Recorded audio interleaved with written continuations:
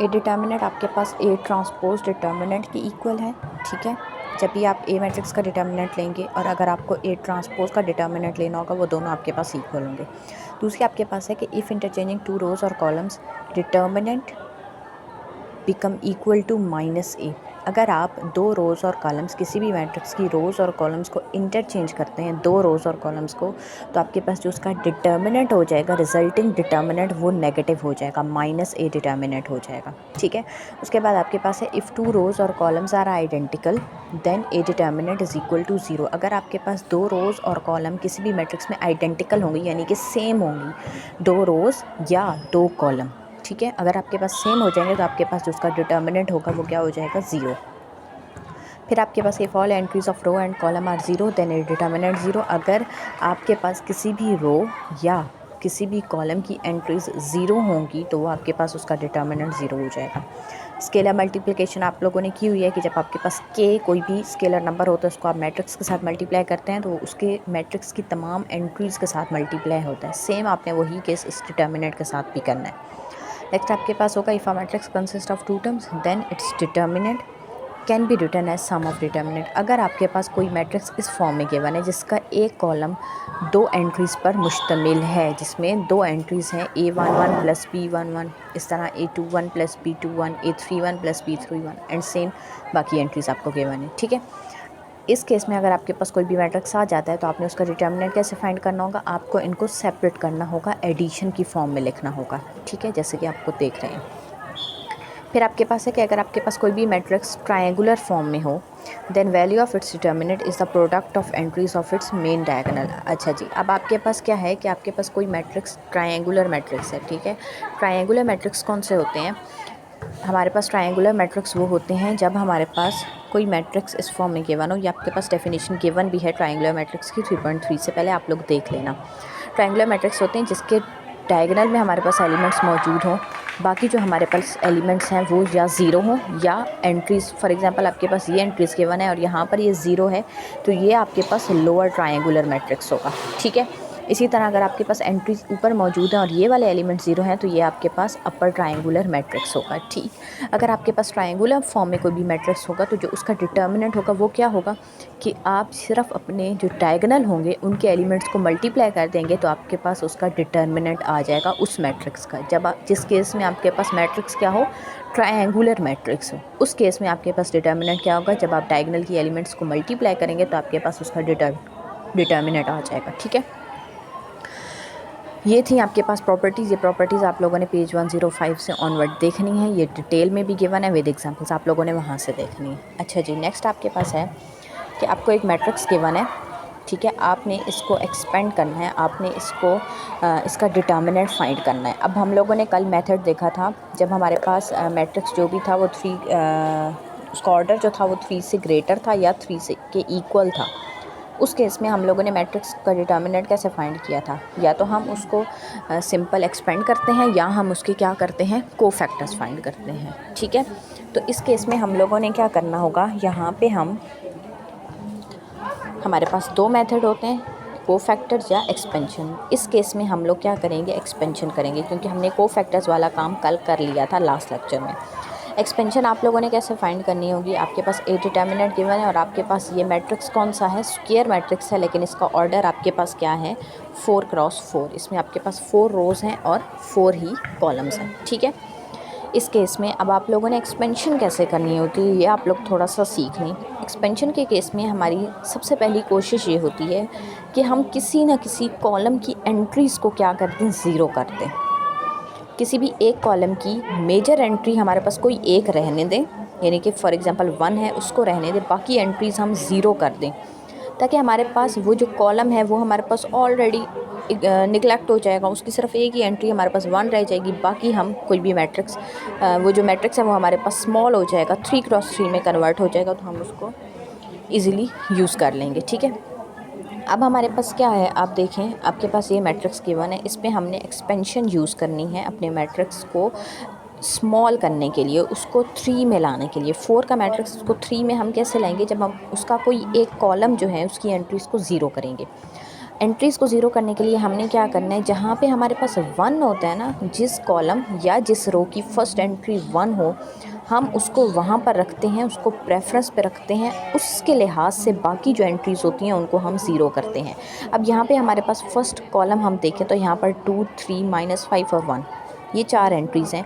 तो हमने क्या करना है, हमने 1 को बेस रखना है और बाकी इन तीनों को हमने क्या करना है, ज़ीरो करना है, क्योंकि जब आप 1 के साथ मल्टीप्लिकेशन करते हैं वो आपके लिए ईजी होती है बजाय इन सब के करने के। ठीक है, अब हमने क्या करना है, अब हमने अपनी फ़र्स्ट रो का जो फर्स्ट एलिमेंट है उसको ज़ीरो करना है। उसको ज़ीरो करने के लिए हम क्या करेंगे, ये 2 है, तो 2 में जब हम -2 को ऐड करेंगे तो ये ऑटोमेटिकली ज़ीरो हो जाएगा। तो -2 कहाँ से आएगा, जब हम इस R4 को, ये हमारे पास रो 4 है, इसको हम 2 से -2 से मल्टीप्लाई करेंगे और R1 में ऐड करेंगे। ठीक है, ये आपके पास 4 रोज़ हैं, R1, R2, R3 और ये आपके पास क्या है, R4। ठीक है, अब हमने ऑपरेशन क्या लगाना होगा, R4 को हमने मल्टीप्लाई करना है -2 से और उसको ऐड करना है R1 में। तो ये हम ऑपरेशन यहाँ पर लिखेंगे, R1 प्लस मल्टीप्लाई R4 को किससे मल्टीप्लाई करना है, -2 से, और उसको ऐड करना है R1 में। तो ये आप देखें, जब हम R4 को -2 से मल्टीप्लाई करेंगे तो उसके एलिमेंट्स क्या बन जाएंगे, ये हमने खुद से या बेशक पेंसिल से अपनी आसानी के लिए साथ साथ करते रहना कि जब हम -2 से करेंगे तो यहाँ पे -2 आ जाएगा, ये क्या बनेगा, +2, ये ज़ीरो रहेगा और यहाँ पर क्या बन जाएगा, -4। अब हमने इसको और इसको ऐड करना है, R1 और R4 को ऐड करना है, तो 2 - 2 क्या आ जाएगा, 0।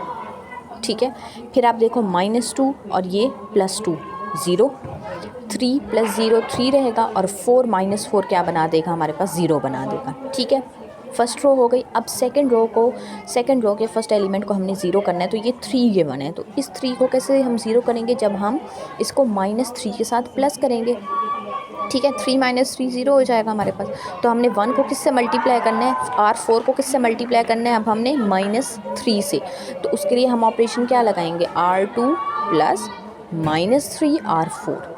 ठीक है, -3 R4 होगा, तो इसको हम -3 से मल्टीप्लाई करेंगे, सेम वही प्रोसीजर रिपीट होगा। तो यहाँ पर क्या आ जाएगा, -3 -1 -3 क्या आ जाएगा, +3, यहाँ पे 0 रहेगा और -3 और 2 क्या आ जाएगा हमारे पास, -6। इसको हम सॉल्व करेंगे, -3 और 3 क्या दे देगा हमें, 0, 3, 1 क्या आ जाएगा, -2। ठीक है, ये देखिए ना, माइनस माइनस है, 3 - 1 आपके पास क्या आ जाएगा, 2, यहाँ पे +2 आ जाएगा, 0 -5, सॉरी 0 + 5, ये आपके पास 5 रहेगा।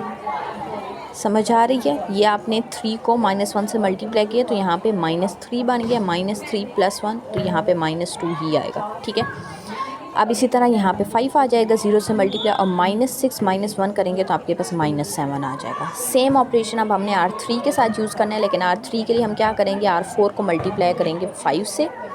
पॉजिटिव 5 से क्यों मल्टीप्लाई किए, क्योंकि यहाँ पे ऑलरेडी -5 है, तो -5 + 5 करेंगे तो 0 हो जाएगा। यही प्रोसीजर हमने रिपीट किया, हमारे पास ये मैट्रिक्स, ये रो बन गई है, -8 1 10। ये आपके पास मैट्रिक्स सिंप्लीफाई हो गया। ठीक है, अब हमने नेक्स्ट क्या करनी होगी, यहाँ पे हम देखें, अब हमने इसको एक्सपेंड करना है, एक्सपेंडिंग बाय फर्स्ट कॉलम, पहले कॉलम से हमने इसको एक्सपेंड करना होगा। पहले कॉलम का मतलब क्या है कि हमने इसके अकॉर्डिंग इसको एक्सपेंड करना है। हमने 3 × 3 में अकॉर्डिंग टू रो एक्सपेंड किया था ना, इस तरह करके हम एलिमेंट्स ले रहे थे, अब हमने इस तरह से करके एलिमेंट्स लेने हैं। तो अब आप देखो, ये भी 0 है, तो इसके साथ जो भी हमारे पास माइनर फैक्टर बनेगा वो 0 हो जाएगा, ये भी 0 हो जाएगा, ये भी 0 हो जाएगा, ये तीनों हमारे पास क्या हो जाएंगे, 0। 0 किसी भी चीज़ के साथ मल्टीप्लाई होगा तो उसको क्या कर देगा, 0 कर देगा। तो हमने क्या करना है, हमने सिर्फ 1 को लेना है, एज अ 1 हमने इसको एक्सपेंड करना है। तो जब हम 1 को एलिमेंट को ले लेंगे तो ये वाला कॉलम, ये वाली रो और ये वाला कॉलम निगलेक्ट हो जाएगा और बाकी आपके पास ये वाली चीज़ रह जाएगी, ये वाला मैट्रिक्स बच जाएगा। यहाँ पर हम इसको इस फॉर्म में लिख देंगे, -1, और ये हमारे पास वो मैट्रिक्स बन गए जो हमने यहाँ पर खुद कंस्ट्रक्ट किया था 3 × 3 का। ठीक, ये आपके पास मैट्रिक्स बन गया। अब आपके पास सिंप्लीफिकेशन हो गई है, सिंपल फॉर्म में हमारे पास मैट्रिक्स आ गया है 3 × 3। अब 3 क्रॉस 3 का डिटर्मिनेंट हम बहुत इजीली फाइंड कर लेते हैं। तो हम अकॉर्डिंग टू रो एक्सपेंड हमने किसको करना है, इसको R1 से करना है। ये रो हम लेंगे, जैसे हम करते हैं प्लस माइनस प्लस, ये वाला फार्मूला हमने लगाना है डिटर्मिनेंट के लिए, हम यूज़ करेंगे। अब देखें ये भी ज़ीरो है तो हम इसका माइनर लेंगे ही नहीं, ये बाकी सारे टर्म को ज़ीरो कर देगा। ये भी ज़ीरो है, ये बाकी सारी टर्म को ज़ीरो कर देगा। तो हमने क्या करना है, सिर्फ 3 को लेना है। 3 के साथ क्या आ जाएगा, माइनस, माइनस 3 के साथ कौन सा हमारे पास मैट्रिक्स बचेगा, 4 -7 -8 10। हम इसको इस तरह से सिंप्लीफाई करके भी ले सकते हैं, -3 × 4 -7 -8 10। ठीक है, ये इसका कोफैक्टर और ये इसका माइनर बन गया। ये आ गया हमारे पास, इसको हम सॉल्व करेंगे। हमारे पास ए डिटर्मिनेंट का आंसर क्या आ गया, -48। ये आप लोगों ने किससे फाइंड किया है, एक्सपेंशन से फाइंड किया। ठीक है, हाँ जी। इसके बाद आप लोगों के पास क्या होगा, यहाँ पे हमने ए डिटर्मिनेंट विद एक्सपेंशन फाइंड कर लिया। अब आपके पास है कि एडजॉइंट और इन्वर्स आपने फाइंड करना है स्क्वायर मैट्रिक्स का, लेकिन उन ऑर्डर्स का जिनका ऑर्डर आपके पास ग्रेटर देन या इक्वल्स टू 3 है। आपके पास 3 क्रॉस 3 के मैट्रिसेस होंगे या आपके पास इससे ज़्यादा के मैट्रिसेस होंगे, उनका आपने एडजॉइंट और इन्वर्स कैसे फाइंड करना है। आप 2 क्रॉस 2 का बहुत ईजीली एडजॉइंट भी फाइंड कर लेते हैं, इन्वर्स भी फाइंड कर लेते हैं। मुश्किल कब आती है, जब आपके पास 2 क्रॉस 2 से ज़्यादा बड़ा मैट्रिक्स आ जाता है। अब आपके पास यहाँ पे मैट्रिक्स कौन सा गिवन है, ए आपको गिवन है 3 क्रॉस 3। ठीक है, अब इस मैट्रिक्स का हमने इन्वर्स फाइंड करना है। इन्वर्स फाइंड करने के लिए हमें क्या चाहिए होगा, ए का डिटर्मिनेंट चाहिए होगा और एडजॉइंट ऑफ ए चाहिए होगा। आप ए डिटर्मिनेंट उस फॉर्मूले से भी फाइंड कर सकते हैं जैसे हम यूजुअली करते हैं 3 क्रॉस 3 का ए डिटर्मिनेंट फाइंड। अगर हमने नहीं करना तो हमें उसको कोफैक्टर से भी फाइंड कर सकते हैं। ठीक है, अब कोफैक्टर्स हमने इस केस में हर हाल में फाइंड करने होंगे कोफैक्टर्स, क्योंकि हमें यहाँ पे क्या चाहिए, इन्वर्स चाहिए। और इन्वर्स कैसे आएगा, जब हमारे पास एडजॉइंट आ जाएगा। अब हमें 3 क्रॉस 3 का एडजॉइंट कैसे मिलेगा, उसके लिए हमने क्या करना होगा, पहले हमने इस ए मैट्रिक्स के सारे कोफैक्टर्स फाइंड करने होंगे।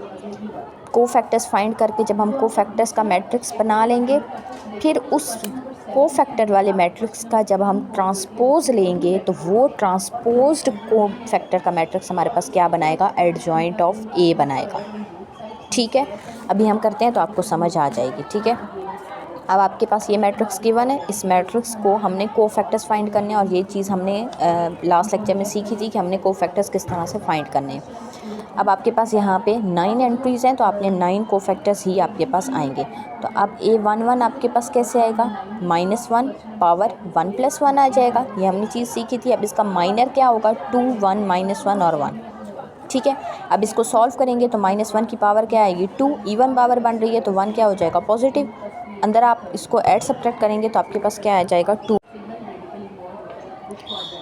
यहाँ पे आपके पास क्या आ जाएगा, 2 + 1 3 हो गया, सही हो गया। इस तरह -1 उसकी पावर क्या आ जाएगी, जब हमारे पास नेक्स्ट एंट्री होगी हमारे पास A12, ये आपके पास क्या आ रहा है, 0। इसका हमने कोफैक्टर फाइंड करना है। तो हम क्या लेंगे, -1 पावर 1 + 2 और इसका माइनर आपके पास क्या आएगा, 0 1 1 1। ये आ गया आपके पास, इसका सोल्यूशन आ गया। फिर इसी तरह आप A13 का हम कोफैक्टर फाइंड करेंगे, -2। A21 का कोफैक्टर आपके पास -2 आ जाएगा। A22 का कोफैक्टर -1 आएगा। A23 का कोफैक्टर 1 आ जाएगा। A31 का कोफैक्टर -4 आएगा। अब देखें यहाँ पे आपके पास क्या है, A -1 पावर 2 + 3। तो 2 + 3 आपके पास क्या होता है, 5। ऑड नंबर है तो ऑड नंबर के केस में हमारे पास साइन क्या रहेगा, माइनस रहेगा। इवन के केस में आपके पास साइन क्या हो जाएगा, प्लस। 2 + 2 4 है, इवन नंबर है तो उस केस में आपके पास माइनस का साइन क्या हो जाएगा, प्लस हो जाएगा। ठीक है, ये आपके पास यहाँ पे नेगेटिव। A23 का कोफैक्टर आपके पास 1, A31 का कोफैक्टर -4, A32 का कोफैक्टर और A33 का कोफैक्टर। आपके पास ये सारे कोफैक्टर्स आपके सामने सॉल्व्ड मौजूद हैं। ठीक है, ये हमने कैसे फाइंड किए हैं, ए मैट्रिक्स से। अब ए मैट्रिक्स के कोफैक्टर्स को हमने कैसे लिखना है, AIJ 3 क्रॉस 3। IJ आपके पास I शो करता है आपको नंबर ऑफ़ रो और J आपको शो करता है नंबर ऑफ़ कॉलम। इसके कोफैक्टर्स को हमने मैट्रिक्स की फॉर्म में लिखना है। A11 का कोफैक्टर 3 था तो हमने यहाँ पे 3 लिख दिया। A12 का 1 था, हमने यहाँ पे 1 लिख दिया। A13 का -2 था तो हमने -2 लिख दिया। अकॉर्डिंग टू दिस सीक्वेंस हमने यहाँ पे मैट्रिक्स बना लेना है। अब ये मैट्रिक्स हमारे पास बन गया है। ये हमारे पास किसका मैट्रिक्स बना है, कोफैक्टर्स का। हमें क्या चाहिए, एडजॉइंट ऑफ ए। तो एडजॉइंट ऑफ ए के लिए हमने क्या करना है, हमारे पास जो ये कोफैक्टर्स का मैट्रिक्स गिवन है इसका हमने क्या लेना है, ट्रांसपोज लेना है। इस मैट्रिक्स का हम क्या लेंगे, ट्रांसपोज लेंगे। और ट्रांसपोज लेना आप लोगों को आता है कि जो हमारे पास गिवन रो होती है, जितनी भी रोज़ गिवन होंगी उनको हमने किस में चेंज कर देना है, कॉलम में। फर्स्ट रो आपके पास क्या है, 3 1 -2, इसको हम कॉलम में कैसे चेंज करेंगे, 3 1 -2। सेकेंड रो को हमने कॉलम में चेंज कर दिया और इसी तरह हमने थर्ड रो को भी किस में चेंज कर दिया, कॉलम में चेंज कर दिया। अब ये हमारे पास क्या बन गया, एडजॉइंट ऑफ ए। ठीक है, जो हमें इन्वर्स का फार्मूला है उसमें हमने एडजॉइंट ऑफ ए फाइंड कर लिया। अब हमने किसको फाइंड करना है, ए डिटर्मिनेंट को।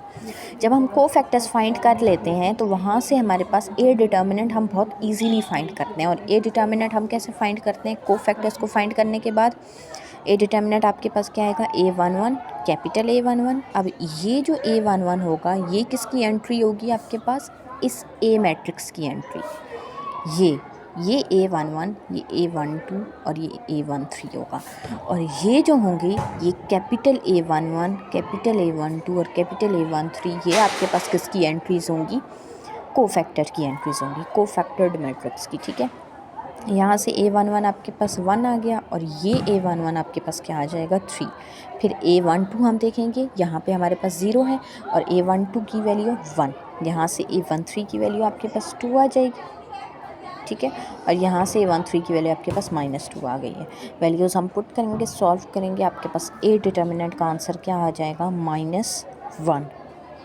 ठीक है, -1 आपके पास ए डिटर्मिनेंट का आंसर आ गया। और कोफैक्टर का और एडजॉइंट ऑफ ए हमें मौजूद पता है, हमने फाइंड कर लिया। अब हम इस फार्मूले में इन सारी वैल्यूज़ को पुट करेंगे तो यहाँ पे आपके पास वैल्यूज़ क्या हैं, 1/-1, बाकी आपके पास कोफैक्टर्स का मैट्रिक्स आ गया। ठीक है, अब इस माइनस साइन को हमने क्या करना है, अंदर मल्टीप्लाई कर देना है। तो जो चीज़ें पॉजिटिव होंगी वो नेगेटिव हो जाएंगी और जो चीज़ नेगेटिव होगी वो क्या हो जाएगी, पॉजिटिव। जब हम इसको पूरा सॉल्व करेंगे तो हमारे पास ये वाला मैट्रिक्स आ जाएगा। ठीक है, यहाँ तक आप लोगों को समझ आ गई है।